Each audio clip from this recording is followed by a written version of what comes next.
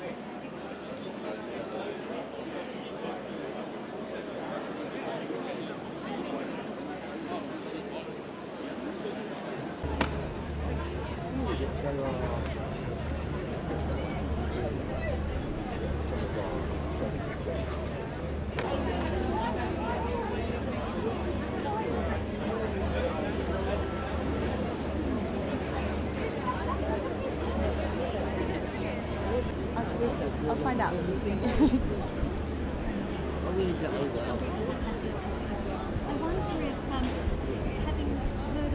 Name's Tom McKee from Birmingham. Now. Of course, as I say, I'm Scottish, not. Have you seen the film already? No, I haven't seen this film. What do you make of the idea that they are making a film about? Well, I'll be, 50-50, because I've been back out there after the war. My wife's, well, the story was my wife insisted, she says, I'm fed up of being it because these years I'm going to go up there. Never thought anything of it, so she said it. 2 days after that, she says, I booked a holiday. I says, where you booked a holiday to? She says, you're going to Thailand. I says, you're right. So I says, you're going to rough it in, my darling. And to be quite honest, she roughed it. She went up the rough way. We went on our own steam. And fortunate enough, we booked through Co&A. I had a courier and a driver to ourselves. And wherever we went, they took us. Fantastic. And she suffered it. And I said, I know every step of that railway, because I started at non-product and I finished up at Concreter, adjoining. I was what we call the hammer gang, laying out the track, and my job was hammering the spikes into the sleepers. Not one sleeper, but everybody's had a sleeper. The whole of that track. I know that track from top to bottom. So, are you going to watch the film and see it? Yes, oh yeah, I have. Do you think it's going to stir up some? I think we'll get over it. A lot of us get over it, We'll pick flies on it because I know for a fact I've been where I've been with films, and there's always a bit, something. And is it time that can you deal with it rewriting yourself? Oh, I think so. Yeah. Since I lost my wife, I've been helping to do research for the regiment I was in Malaya. Fortunate enough, the regiment I was in, we fought in Malaya. We didn't arrive like all the poor soldiers of Regulars 18 did into Singapore. We started at Thailand and fought our way down Malaya. So I know what it was like. So, I mean, I always say I deserve to be a prisoner of war, but not those poor lads that came from English 18 div. Sworn in. Wasted of time. Churchill to blame. He knew it before the war happened that Singapore would fall. He would never hold it. But he still sent their men in. Wrong. I hope that tonight is a good experience. Yeah, well, hopefully, we'll see what happens. Anyway, thank you very much.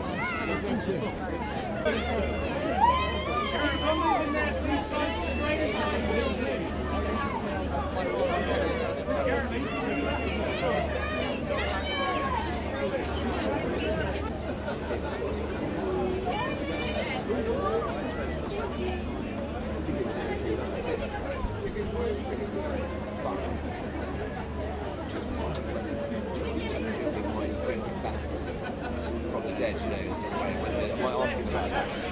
Yeah. Is it the third?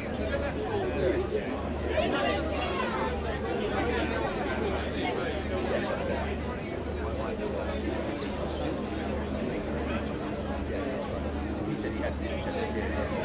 As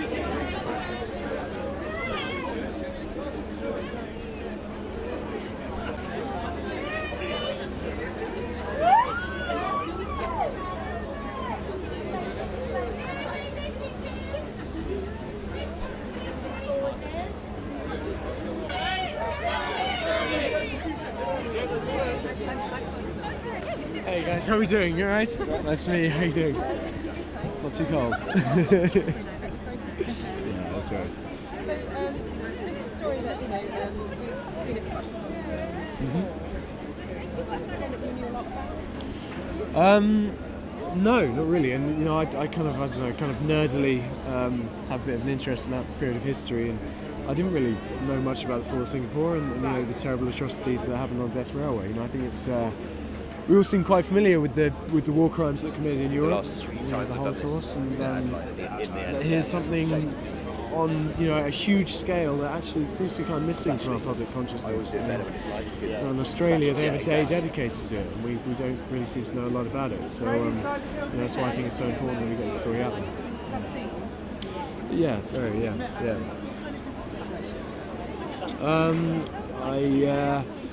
I was very, kind of acutely aware that we were doing a story that was a real person. You know, this wasn't a character that was just being created by a writer in his bedroom. So, I did a lot of things I wouldn't normally do, and I lost a lot of weight. I lost just over 30 pounds before filming, and then I don't know how much I lost in total, but there was a lot of, it was a very physically challenging role, I guess. Because in reality, I'm never going to get anywhere near to appreciating or being able to imagine what Eric must have been through in reality. So you kind of have to do everything you possibly can to try and get there, I guess. Yeah. It's a very strong message. Absolutely. I mean, I can't say that.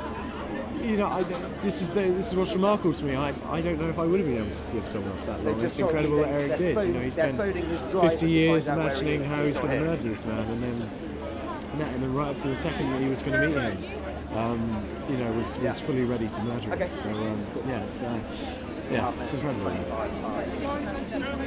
I think so. But it's difficult when you read their story. It's difficult to imagine what they've been through and imagine forgiveness. It's kind of beyond me. Thank you very much. Thank you. Hey mate. Cool. Good stuff. You just talked about the physical challenges of doing that role, but I imagine emotional challenges were as much of a task.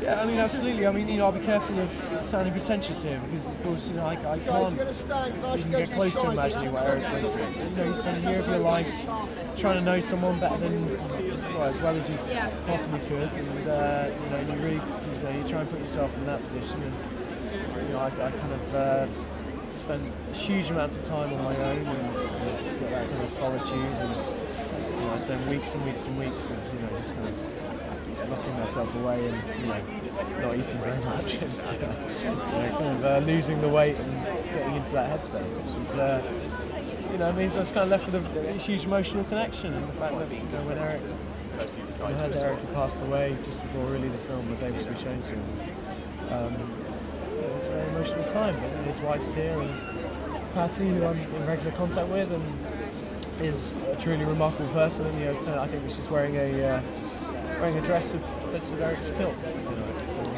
I think this is going to stay with me for a long time. Got a lot of fans here tonight. Can I just ask you just to look into the camera and just tell your fans around the world what your message is for the holiday season? I'm Jeremy Irvine, and I wish everyone a very happy Christmas, and go and see the railway man. Thank you very much. Thank you.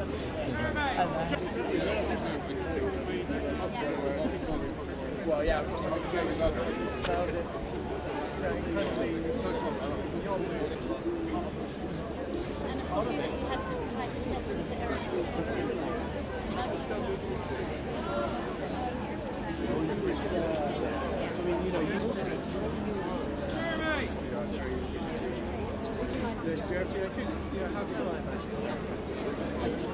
So you kind of have to do everything you can. You kind of grasp at straws. I'm 100%. We've always said. Honestly, it's surreal, very bittersweet, but very nice to be able to support a really good film. One that he would have believed in, and I do too. How do you feel about the film being made? Oh, he was very pleased that it was being made, but he didn't want to see the film because he felt that it would be so good that it would set him back in memory. But on the other hand, it does have a happy ending, so maybe he would have been all right, I don't know. It is a wonderful story. Did you see in your later life, did he really deal with it? He improved enormously, yes, but it never really went away because really the problem was battle stress syndrome. It was left untreated. And that's part of the message of the film, that any military person can have this and they need help.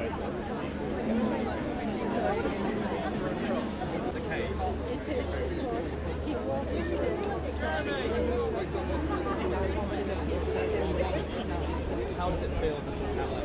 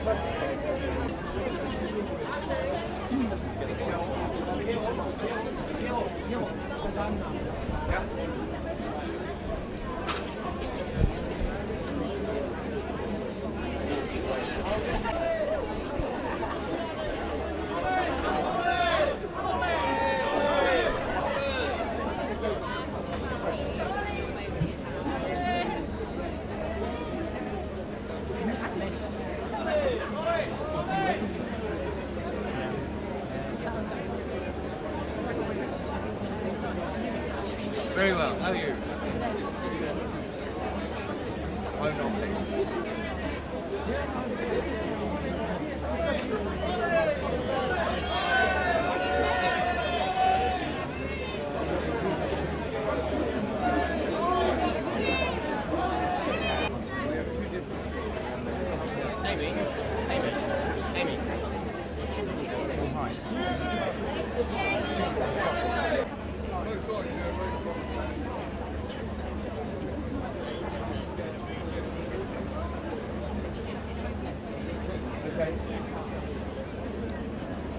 and we got all the shots. I'm just going to plough on,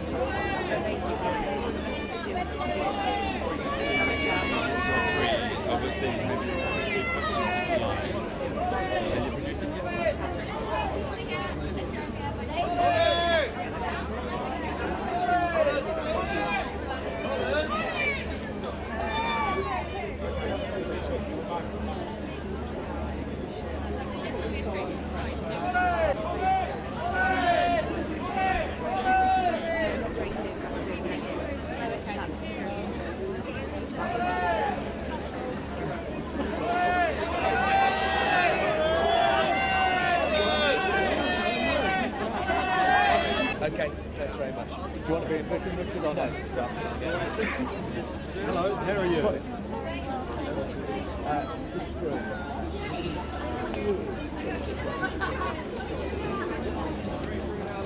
Well, it doesn't take 10 years for me.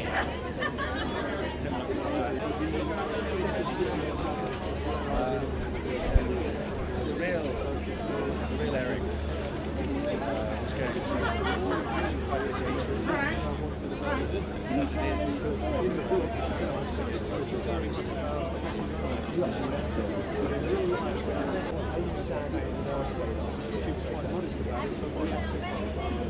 was delivering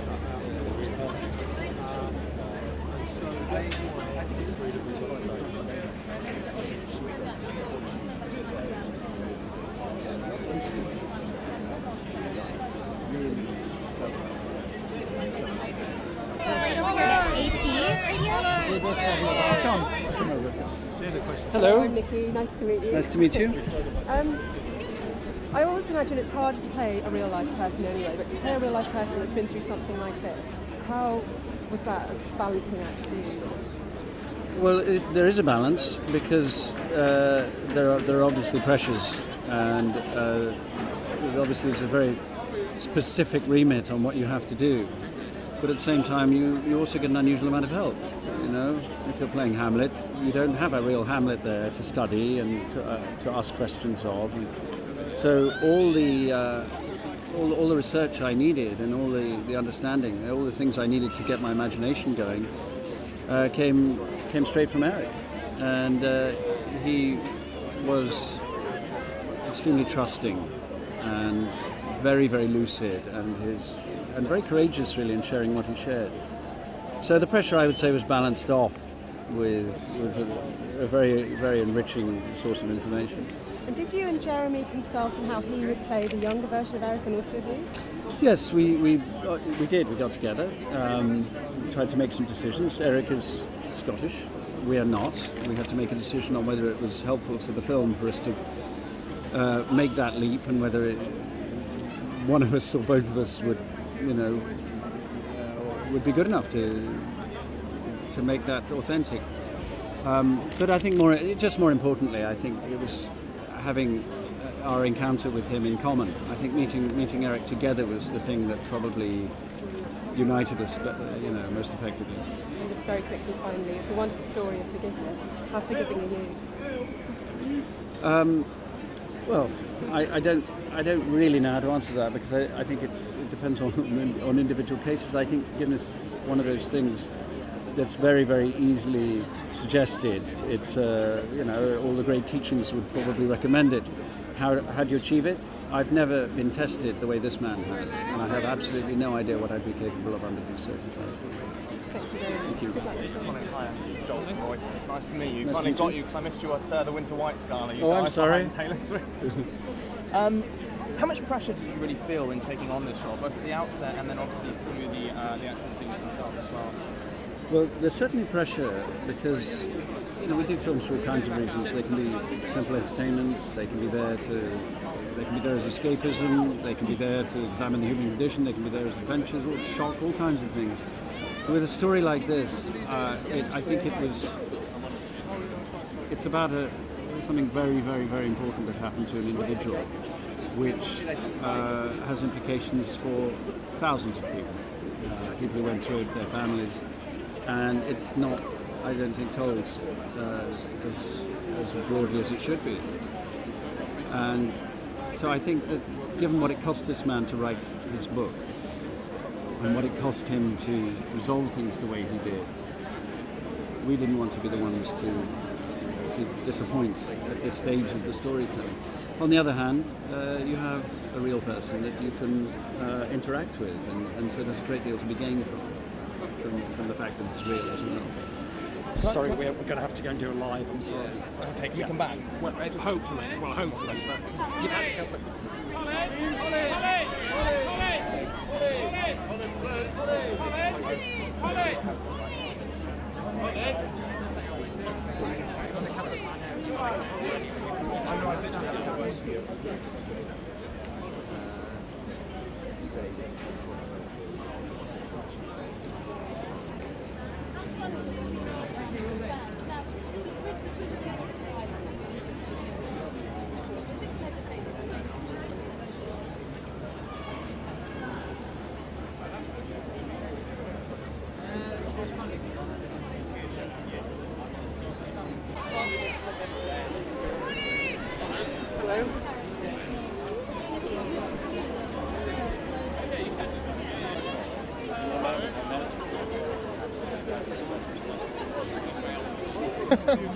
How do you prepare for a role like this, where you're really sort of on the other side of the story? Yes, I was. Mr. Nagase is a real character, but he sadly passed away a few years before we started shooting, so I didn't really get to know him at all. All I had was the books he wrote. So what I did was to focus more on the fact what it was like to be a young soldier in Thailand at that time. So that's what I mainly focused on. And other than that, I read many books and researches. Read books except The Railwayman, because I didn't really want to get to know his point of view for the story. So yeah, it wasn't like a conscious choice, but I didn't necessarily want to read The Railwayman until I finished shooting. Then I did read it. Yeah. Well, why was that? I needed to be a little bit cruel towards Mr. Lomax, and it was something about it that I just knew that if I read the book, I would be more compassionate about it, and I wouldn't be able to help feeling really sorry for it, which is not my character should do. So, I mean, yes, we are just acting, so you know, it doesn't really matter, but I didn't necessarily want to choose to read it. Yeah. It's an incredibly sensitive subject, obviously for British audiences, but I imagine for Japanese more audiences. so for Japanese in a way, because we are we're not victims, but we it's a sort of history we don't learn about. We don't get to learn this at school in Japan. There are many reasons for it. We talked about it so much, but so it's a difficult subject, and I'm still looking forward to seeing how Japanese audience will watch this film and what they take out of it. But hopefully, the message at the end is the reconciliation and beyond. So I really hope that they get that message at the end, and I'm sure they will. Yeah. Thank you very much, Tanner. Thank you. Have a great time. No, I didn't. I knew of it a few years before I got the role. But this is a subject we don't get to learn at school in Japan, so I didn't really know about this particular piece of history. And when I first found out about it, it was a shock. It came in. It happened. I've been in this country for about 11 years now, and I found out only like 5 years ago, and it did come as a shock, definitely. Yeah. And it must make it extremely difficult to play a character, particularly at a time in his life when he's doing these things. Yes. So how did you have any hesitation? Well, it is just acting at the end of the day, so it doesn't really matter. And but what also really helped was that me and Jeremy became really good friends, and we could trust each other, which made it possible for me to not be careful about it and just go for it completely. So that was great. Did you have between you this very tough, quite distressing scene? Yes, yeah. When the director called cut, what was the atmosphere like afterwards? Was it all very quiet, or was it one of those sets where It depended on the scenes. Obviously, the waterboarding scene, Jeremy has been going through very hard times physically as well. So afterwards, we were very respectful towards it. But other than that, just in general, we are very nice and friendly towards each other, and you know, we were talking so much. We were talking so much in between the shoots, and day and night we were just chatting and discussing, and, you know, and that was a great environment to work in. Obviously, it's a wonderful story. Yes. Are you a forgiving person? It's not the matter of if I'm a forgiving person, but it makes me want to be able to forgive as much as possible, because the message this film has is that that's the start. You know, you must forgive someone to move on. And yes, the last scene of the film is the reconciliation, but actually it does look beyond that, and that's what we did with making the film. You know, we worked really well together, and we come from such different backgrounds. You know, I'm from Japan. It's such a mixed cast and crew members. But then we came together to make this film, which is quite forward-thinking film. It talks about the past, reconciliation, then what can happen after the reconciliation. So I think this film does signify this forward-thinking way of how to work with people globally, and that's quite an important subject for the 21st century. Maybe. Thank you very much. Thank you. Thank you. Yeah, you're just in front of the skylight too.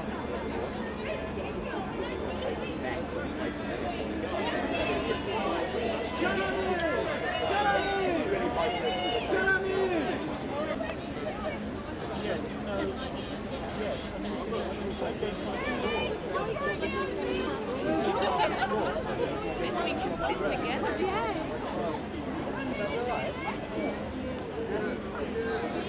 And the train's very quick.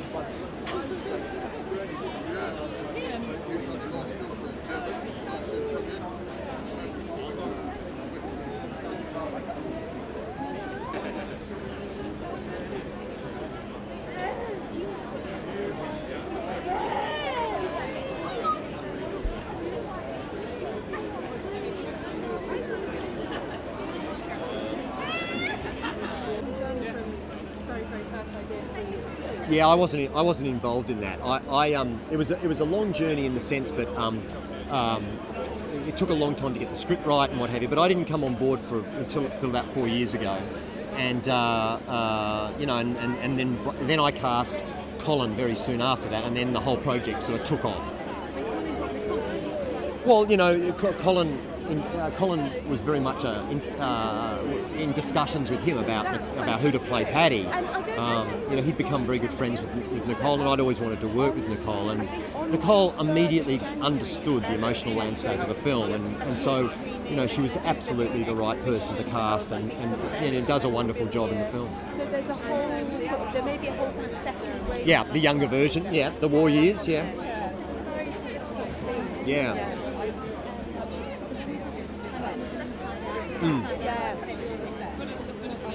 Well, I mean, you know, Jeremy does an amazing job, and those scenes, you know, they're actually pieced together in small parts. You know, you don't actually live out the whole terrible thing, but and you know, filmmaking. The great thing about filmmaking is it's also about everything you don't see and left to the audience's imagination, which in part we try to do and in part we show, because I think it's very important that the dark elements of the film are there to juxtapose the place that Eric is able to get to in his reconciliation with Nagase. And you know, if that was lessened, look, it's about a balance, and hopefully we've got the balance right. But if it was in any way lacking, then the place that he gets to and what he actually does would be lessened, I think, because the journey that Eric took is almost an unbelievable one. And a wonderful story. Incredible story, yeah. Relatively so, yeah. I mean, put it this way: forgiveness is something that I hold very highly as a great human attribute, and I think it's one of the things that defines us as human beings is our ability to forgive. And one of the things I loved about the story was that it reminds us of what we're capable of. Yeah, thank you. Nice to meet you. And thank you.